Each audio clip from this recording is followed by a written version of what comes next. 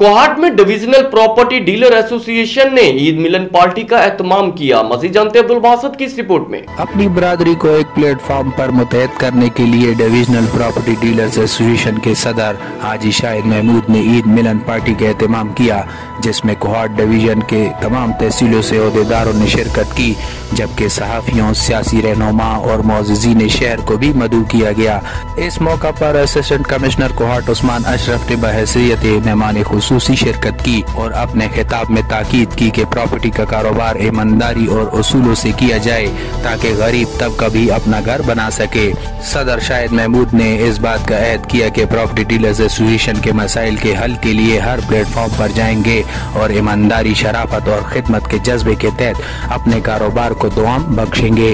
तकरीब के आखिर में असिस्टेंट कमिश्नर कोहाट को मेजबान शाहिद महमूद ने सेवेनियर भी पेश किया। अब्दुल बासित, राज न्यूज़, कोहाट।